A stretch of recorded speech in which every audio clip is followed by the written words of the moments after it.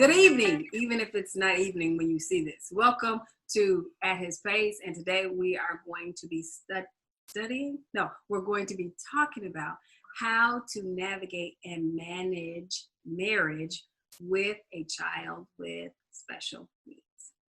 Yep. So we are not speaking directly from experience, but we certainly do have some experience because we know individuals and we know couples who are successfully raising children that have special needs. And I also work with children that have special needs. And at the end of the day, I can tell you my little spiel, but at the end of the day, what you do at His Pace is going to matter regardless of what the situation is. Absolutely. So what I know about people that have children with special needs, and this could be a plethora of things. We could be talking about a child that has attention deficit disorder, all the way to someone who has some severe significant needs that are, wheelchair, maybe on a ventilator, needs assistance or needs a nursing or something like that.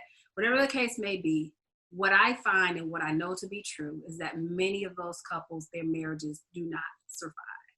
And what I know is that What I know is that they typically don't survive because of the guilt and the depression and the pain that comes with having a child that is either born with a difficulty or challenge or acquires one through an accident or something like that. They just struggle because usually one person feels more guilty than the other. One tries to overcompensate, one tries to do too much or too little. And so they end up either avoiding or they're over medicating. All of those things seem to get in the way. And what I want to say first is that it is tough. Listen, it's tough to have a typically developing child. So I can only imagine what a couple and the strain that a couple might be going through if they've got a child with special needs. And then let's be honest, many times a couple will have a child with special needs and then they'll have other children that are typically developing that they've got to try to raise and manage as well. Yeah, I think it's a very delicate balance that you have to find. And I think at the core of it is communication and then just the strength of the relationship. Even though going in, it may not be the best, but you have to sit down and realize what's the goal here? What are we really trying to do?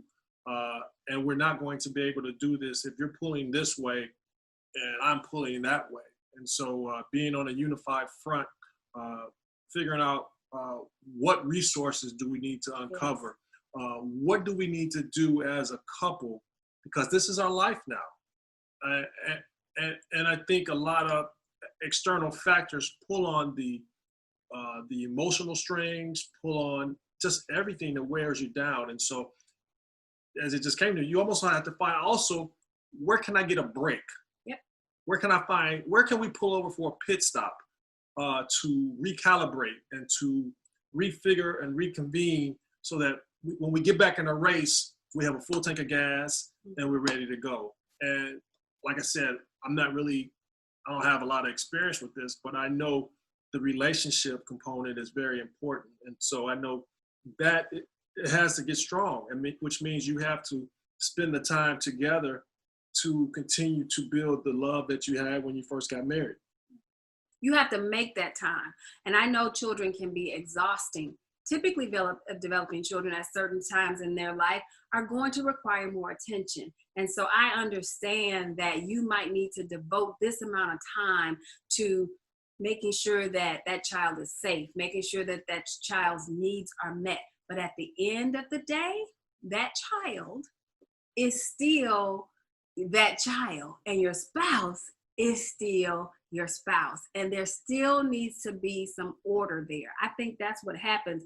One person assumes that the child is everything and they put everything into that child. And I'm certainly not suggesting that you don't do that, but they end up forgetting the spouse and they forget that they are a team.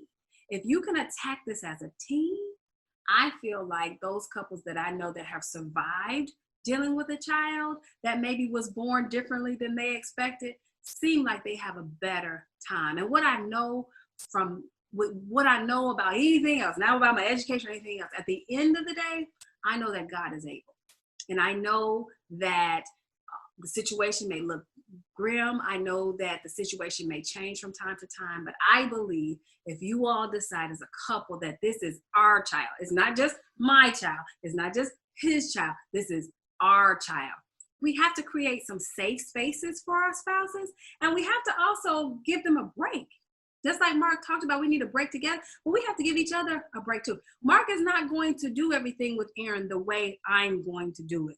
Just like I'm not going to do the same thing. But if it's done, if it gets managed, why does it matter? It's a win-win. It's a win-win. So you have to learn how to take turns. You have to learn how to share in this. You have to learn how to be vulnerable. You have to learn how to not place your guilt on one another, but place it in the sea of forgetfulness. And you have to invite God into this. There's no way that you are going to make it with your children, parenting, period, but especially with a child with special needs, if you're not doing it holding God's hand. And I know the Lord says that he's looking to carry the yoke. Yeah. And so, and that's the hard part, but God is looking to take our baggage, our stress, and take it and carry it for us. And so, and it's easier said than done, definitely, but I think we have to really trust God in that component. And I know God, every child that God brings into the world, he's going to provide for them. And so we also have to look and trust that God's going to provide avenues and doorways for the development of that child, even in the stage that they're in. Yeah. So your prayer life has to build up, your companionship with one another. You cannot lose that. You cannot place guilt on one another and in each other because this child is not maybe functioning or performing the way you want to. And you need to seek help. Listen, there are resources out there. There are respite care. There are opportunities that you may be able to have, but you don't want to because you feel guilty. Nobody can take care of my child like I can or like we can. And that's probably true. Absolutely. But you are, listen, this is what I tell my parents most of the time. Listen, I care about you as a mama.